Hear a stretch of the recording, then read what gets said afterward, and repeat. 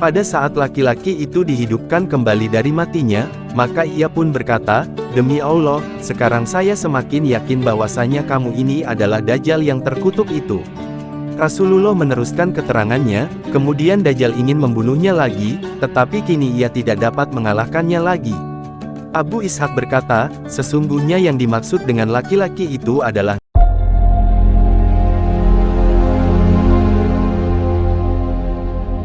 Nabi Shallallahu Alaihi Wasallam bersabda, عن أنس بن مالك قال رسول الله صلى الله عليه وسلم ليس من بلد إلا سيطأه الدجال إلا مكة والمدينة وليس نقب من أنقابها إلا عليه الملائكة صافين تحرسها فينزل بالسبخة فترجف المدينة 3 رجفات يخرج إليه منها كل كافر ومنافق. Artinya, dari Anas bin Malik radhiyallahu anhu, dia berkata, Rasulullah Shallallahu Alaihi Wasallam telah bersabda, kelak, tidak ada satu negeri pun di dunia ini yang tidak dimasuki Dajjal, kecuali kota Makkah dan Madinah. Pada setiap jalan masuk ke kota Makkah dan Madinah terdapat beberapa malaikat yang berbaris menjaga kedua kota tersebut. Kemudian Dajjal akan singgah di Sibkah. Tak lama kemudian, kota Madinah akan berguncang 3 kali hingga setiap orang kafir dan munafik akan keluar dari Madinah untuk mengikuti Dajjal. Hadits riwayat Muslim nomor 206. Ternyata inilah laki-laki yang dibunuh lalu dihidupkan kembali oleh Dajjal.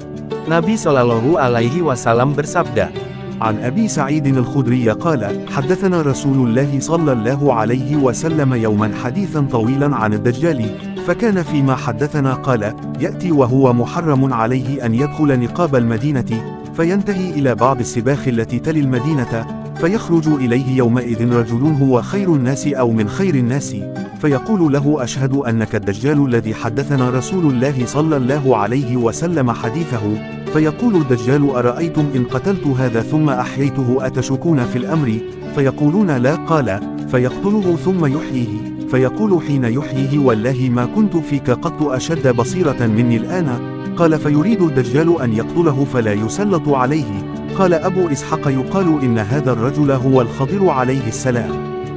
Dari Abu Sa'id Al-Khudri radhiyallahu anhu, dia berkata, pada suatu hari Rasulullah Shallallahu Alaihi Wasallam pernah bercerita secara panjang lebar tentang Dajjal kepada kami, antara lain beliau menyatakan, sesungguhnya Dajjal pasti akan terhalang untuk masuk ke dalam Madinah. Setelah itu ia berhenti di salah satu kebun di dekat Madinah. Tak lama kemudian, seorang laki-laki terbaik di antara manusia pergi mendatanginya seraya berkata, saya bersaksi bahwasanya kamu pasti Dajjal yang telah diceritakan Rasulullah Shallallahu Alaihi Wasallam kepada kami. Kemudian Dajjal berkata kepada para pengikutnya, bagaimanakah menurut pendapat kalian jika saya bunuh orang ini dan setelah itu saya hidupkan kembali, apakah kalian masih merasa ragu tentang hal itu? Para pengikut Dajjal menjawab, tidak hai Dajjal. Kami tidak merasa ragu. Akhirnya Dajjal pun membunuh laki-laki tersebut dan setelah itu menghidupkannya kembali. Pada saat laki-laki itu dihidupkan kembali dari matinya, maka ia pun berkata, demi Allah, sekarang saya semakin yakin bahwasanya kamu ini adalah Dajjal yang terkutuk itu. Rasulullah meneruskan keterangannya, kemudian Dajjal ingin membunuhnya lagi, tetapi kini ia tidak dapat mengalahkannya lagi. Abu Ishaq berkata, sesungguhnya yang dimaksud dengan laki-laki itu adalah Nabi Khidir alaihi salam. Hadits riwayat Muslim nomor 199. Tolonglah agama Allah itu dengan mengklik bagikan. Mudah-mudahan bermanfaat untuk kita dan orang yang mengetahuinya. Mudah-mudahan dengan izin Allah dapat menghidupkan hati yang mati dan menumbuh suburkan semangat untuk ibadah. Amin ya Rabbal Alamin. Oh ya, jangan lupa subscribe dan ketuk loncengnya, agar bisa mengikuti kisah-kisah update terbaru.